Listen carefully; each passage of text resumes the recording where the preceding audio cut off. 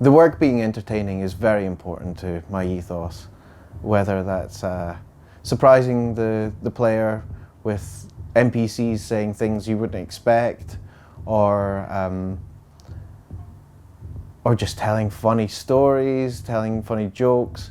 The visual side of things being unique and something which people haven't seen before is very interesting for me. Novelty, of course. We always like to see things we haven't, which are new to us. And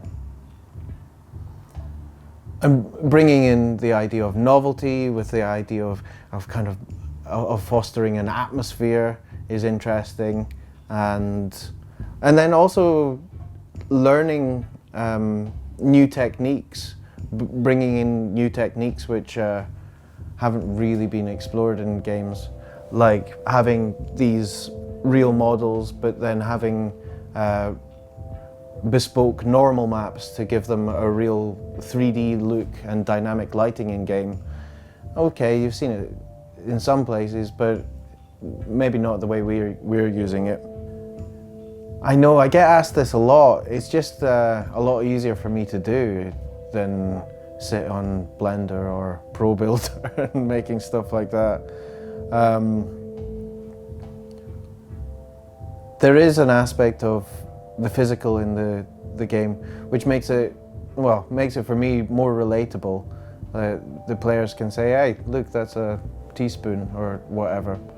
And I quite like that relatability, especially with the last game, Judoro, that people could see, all right, he's just stuck some plasticine on some action figures.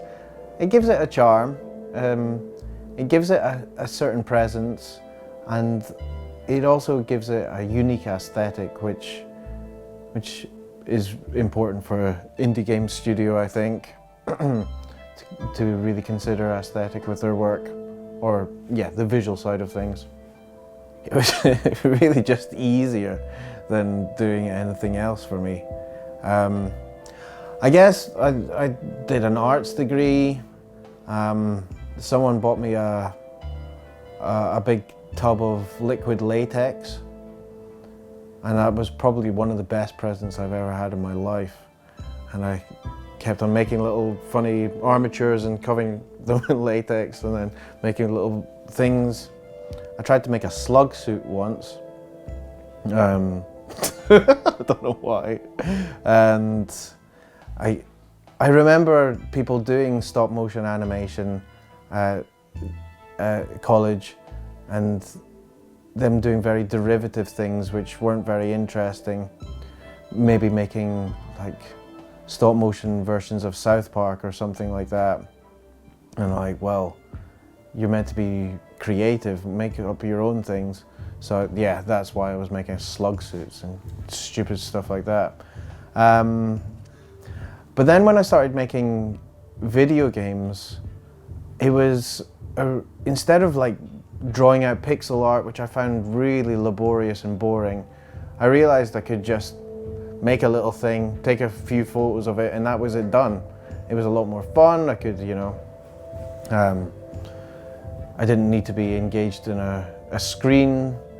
I could be thinking about other things while making it. And at the end of the day, I would have a little guy.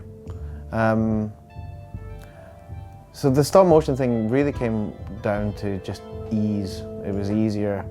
It was something I could do.